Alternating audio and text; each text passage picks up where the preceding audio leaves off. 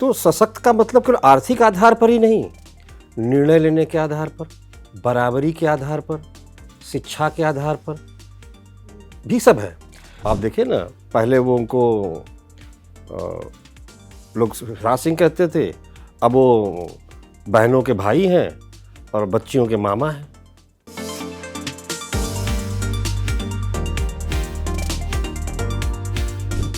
नमस्कार, आपका बहुत बहुत स्वागत है जागरण पॉडकास्ट के इस खास शो के दूसरे एपिसोड में। हमारे शो का नाम है मध्य प्रदेश कल, आज और कल। इस खास शो में हम बात कर रहे हैं कि मध्य प्रदेश एक दशक पहले कैसा था, आज कैसा है और आने वाले समय में कैसा हो सकता है। इस शो में हमारे साथ मौजूद हैं वरिष्ठ पत्रकार कमलेश रघुवंशी जी। सर, आपका बहुत बहुत स्वागत है हमारे शो में। धन्यवाद। किसी भी देश की जब हम बात करते हैं, उसके विकास की बात करते हैं, तो उसकी जनता का सशक्त होना बहुत जरूरी है। और जब बात सशक्तिकरण की आए तो उसमें महिला सशक्तिकरण एक बहुत बड़ा मुद्दा होता है। महिला सशक्तिकरण के बारे में हम सबसे ज्यादा बात करते हैं और पहले के मुकाबले में बात करें तो आज महिलाएं कहीं ज्यादा सशक्त हैं। राजनीति की बात करें या खेल जगत की बात करें, महिलाएं काफी हद तक सशक्त हो गई हैं। अब क्योंकि इस शो में हम मध्य प्रदेश की बात कर रहे हैं, तो सर, मध्य प्रदेश में महिलाएं कितनी सशक्त हो चुकी हैं आज के समय में? अगर आप पहले से तुलना करेंगे तो ज़मीन आसमान का फ़र्क है। और ऐसा इसलिए कि आज से 20 साल पहले, 20 साल पहले मध्य प्रदेश बीमारू राज्य माना जाता था। हमारे पिछड़े से पिछड़े, अति पिछड़े राज्यों में शुमार किया जाता था। अर्थव्यवस्था की हालत ख़राब थी, कृषि की हालत ख़राब थी, रोज़गार के अवसर नहीं थे, पलायन भी बहुत था। दूसरे राज्यों में जाके लोग रोज़गार ढूंढते थे, कुछ कुछ एरिया को छोड़ दीजिए तो। और महिलाओं की स्थिति तो बद से बदतर थी। जाहिर है कि जब जीविका के साधन ही नहीं थे तो ओवरऑल में महिला वहाँ बहुत सशक्त नहीं थी। ट्राइबल एरिया में थी। ट्राइबल एरिया जो उधर का है, करीब जहाँ अभी करीब 41 सीट के आसपास वहाँ मध्य प्रदेश में आती हैं, तो उनका समाज वैसा है, ट्राइबल्स का, वो उनकी सामाजिक व्यवस्था है। तो सशक्त का मतलब केवल आर्थिक आधार पर ही नहीं, निर्णय लेने के आधार पर, बराबरी के आधार पर, शिक्षा के आधार पर भी सब है। तो जब हम आमतौर पे देखेंगे तो तब, लेकिन जब तक आप आर्थिक स्तर पर सशक्त नहीं होते हो तो आप नहीं कर पाओगे। तो आप अगर देखिए तो मुझे लगता है कि ये जो सरकार है, खासकर मैं शिवराज सिंह चौहान का इसमें बड़ा फ़ैन हूँ कि जिस तरह से वो 2007 में जब वो मुख्यमंत्री बने, उसी समय से मैंने एक बार उनसे पूछा था कि आपके दिमाग में ये आइडिया कैसे आया, क्यों आप ये लेके आए? तो बोले, मैं अपने गांव में देखता था इन चीज़ों को, गरीब लोग अपने बच्चों को पढ़ा नहीं पाते थे, मजदूरी करने के लिए तो शिक्षा नहीं मिल पाती थी उनको। तो वो अपने मुख्यमंत्री के पहले ही कार्यकाल में वो लेके आए लक्ष्मी लाडली योजना। वो योजना ने इतना प्रभाव डाला खासकर वीकर क्लास की महिलाओं पे कि पहले, अब देखिए, पहले वहाँ जो कन्या दर थी पैदा होने की, बहुत कम थी रेशियो। मध्य प्रदेश में बहुत सारे इलाके में लोग लड़की पैदा ही नहीं करना चाहते थे। लेकिन आज मध्य प्रदेश की हर लड़की जो उनके मुख्यमंत्री काल के समय पैदा हुई, वो अब लखपति है कम से कम। उसी समय उसको इतना पैसा उसके अकाउंट में चला गया, पैदा होने के बाद स्कूल जाएगी तो इतना, उसके बाद फिर वो पढ़ाई इंटर में जाएगी इतना पैसा मिलेगा, फिर उसके ऊपर पैसा मिलेगा। जब वो पढ़ के एम्पावर हुई, उसके बाद लगा कि नहीं, इसके अलावा भी बहुत ऐसी महिलाएं हैं जो अभी आर्थिक रूप से नहीं है। तो उन्होंने क्या किया कि फिर लाडली बहना लक्ष्मी योजना शुरू की उन्होंने।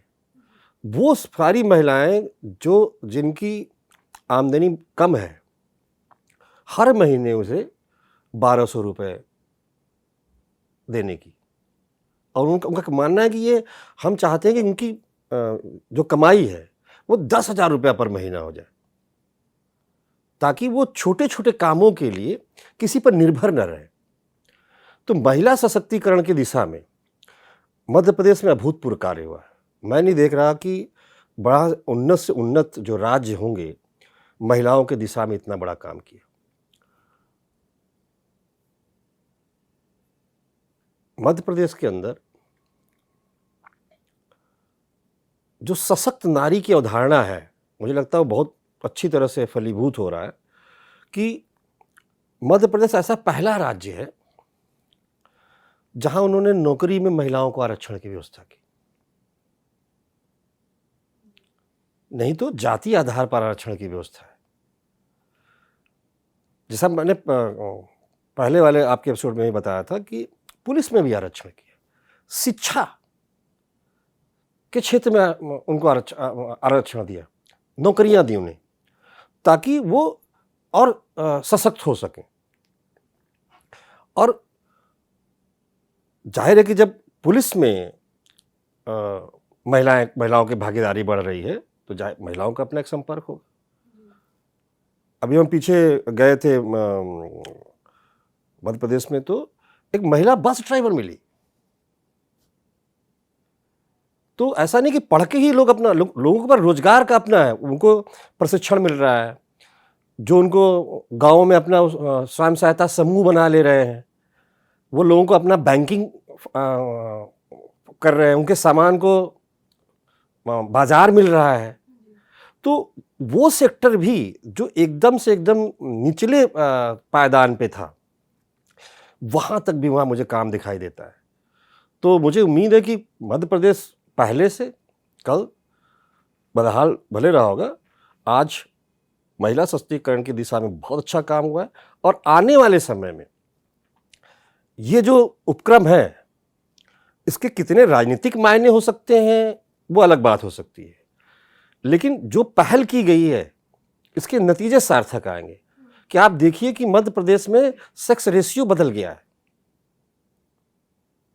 और सेक्स रेशियो बदलने की वजह से बहुत बड़ा बदलाव आ रहा है कि अब हर जगह, हर क्षेत्र में, हर प्रोफेशनल, डॉक्टर भी महिला दिखाई दे रही हैं, इंजीनियर भी दिखाई दे रही हैं, पुलिस भी दिखाई दे रही हैं, किसान भी दिखाई दे रही हैं, साइंटिस्ट भी दिखाई दे रही हैं, पॉलिटिशियन भी दिखाई दे रही हैं। और इतना तरीके का हो गया कि अब पूरा देश, अब तो देखिए कि संसद में बिल पास हुआ महिला आरक्षण के लिए। तो जिस गति से मतलब मध्य प्रदेश महिला सशक्ति, पहले तो आरक्षण नहीं था, उसके पहले उन्होंने आरक्षण किया। अब महिला नेताओं की संख्या देख लीजिए, राजनीति से लेकर सामाजिक से आर्थिक भागीदारी, सशक्तिकरण के नारे तो बहुत दिए जाते हैं। और इस बार तो मुझे लगता है कि पॉलिटिकल प्रेशर है पॉलिटिकल पार्टियों पे, कि मैंने देखा कि अभी मध्य प्रदेश और मध्य प्रदेश में कि लोग कह रहे हैं कि भाई अब इसमें अगर आपने उनको ठीक है कि आप आरक्षण, लेकिन उनकी भागीदारी दिखती ही होनी चाहिए राजनीतिक रूप से। तो मुझे उम्मीद है कि मध्य प्रदेश के चुनाव में सभी राजनीतिक दलों के सामने एक चुनौती भी होगी कि वो कैसे इस मुद्दे को ये बनाए कि हम ज़्यादा महिलाओं के लिए काम कर रहे हैं। तो इस स्तर पे मध्य प्रदेश पहुंच गया है, और महिलाएं भी अपने अधिकारों को लेकर बहुत जागरूक हैं। एक जगह हमारे रिपोर्टर गए तो बातचीत कर रहे थे, तो उन्होंने मुझे किस्सा सुनाया कि वो गए गांव में, तो उन्होंने पूछा कि आप किसको वोट दोगे। तो उन्होंने बताया कि हम तो भाई शिवराज को वोट देंगे। तो उसके पति ने कहा क्यों वोट देंगे। तो बोले आप अपना देख लो, मैं अपना देख लूंगी। तो एक ही घर में पहले से स्थितियां नहीं होती थी, लेकिन जब लोगों को लगता है कि हमारे अधिकार हमें मिल रहे हैं, हमारे हकूक हमको मिल रहे हैं और कुछ बदलाव आ रहा है, तो एक फर्क पड़ेगा। तो अब एज ए इंडिविजुअल भी लोग सोचने को मजबूर हैं कि हम खासकर वहां के महिला मतदाता को कैसे, एक तो पुराने हैं और एक नए हैं जो अभी अभी वोटर बने हैं, ये वही लक्ष्मी लाडली बहना वाले बच्चियां हैं जो अभी वोटर्स बनेंगे। तो एक फर्क आ रहा है। हाँ, एक चुनौती मुझे लगता है कि बननी चाहिए। इससे एक फ़ायदा ज़रूर हुआ कि उन्होंने क्या किया कि इसमें सरकार ने बहुत ट्रिक से भी काम लिया। आसान काम नहीं, एक सामाजिक समस्या है। केवल पैसा दे देने से महिलाएं सशक्त नहीं हो सकती थी, लेकिन उन्होंने ऐसी व्यवस्था बनाई कि वो सशक्त बने, कि रोज़मर्रा के एक दूसरे पर निर्भर न रहे। दूसरा उन्होंने क्या क्या किया कि जो महिलाएं हैं उनकी अपनी एक भागीदारी की बात है।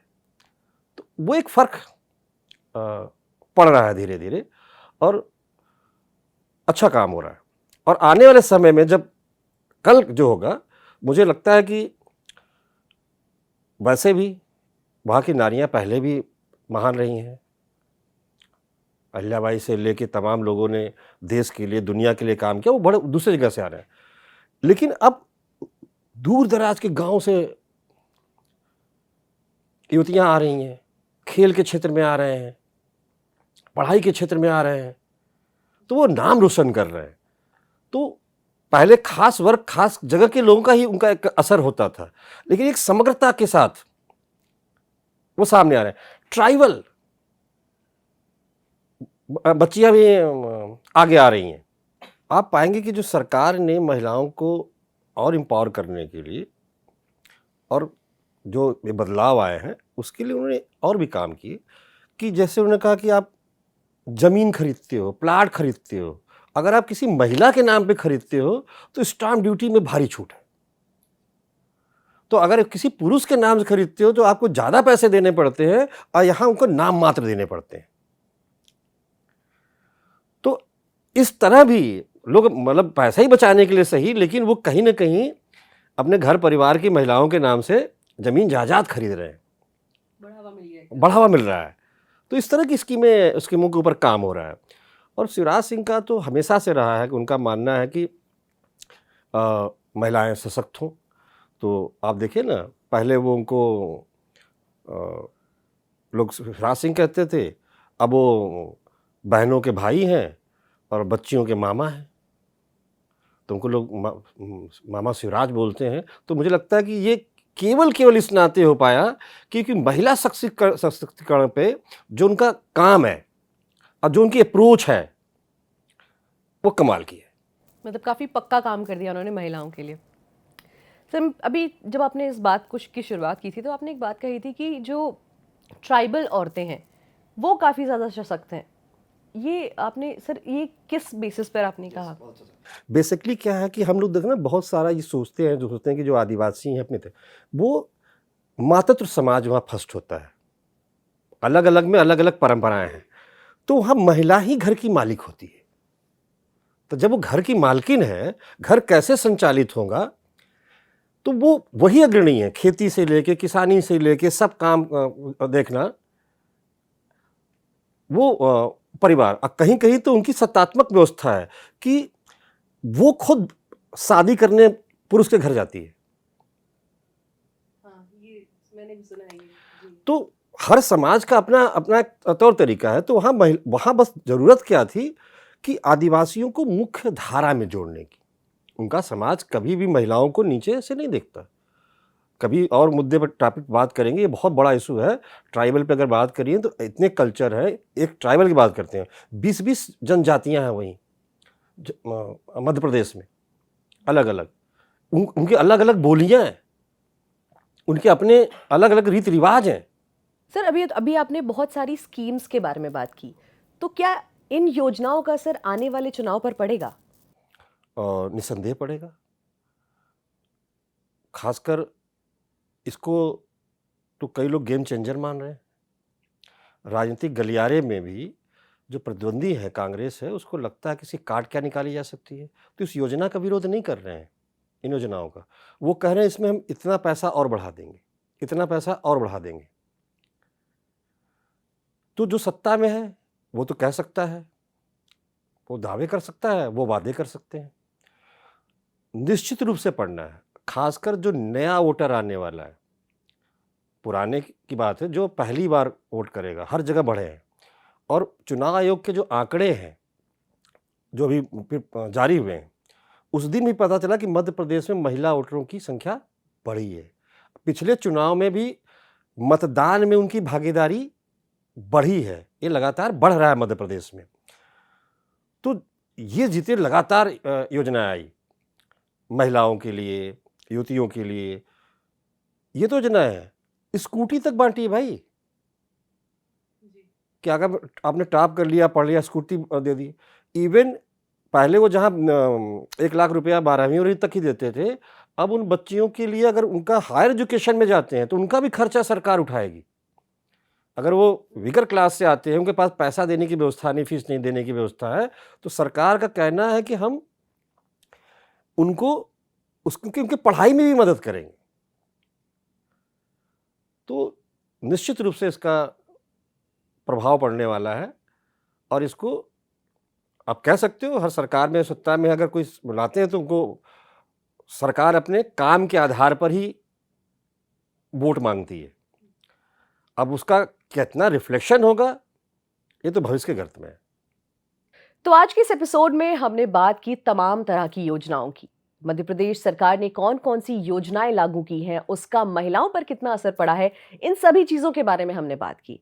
इसके अलावा हमने बात की कि ट्राइबल महिलाएं जो हैं वो कितने हद तक सशक्त हैं, यहां तक कि शहरी महिलाओं से पहले ट्राइबल महिलाएं सशक्त हो चुकी हैं, इस पर भी हमने बात की। इसके अलावा हमने बताया कि सरकार अपनी योजनाओं के जरिए कैसे महिला वोटर्स को साध रही है।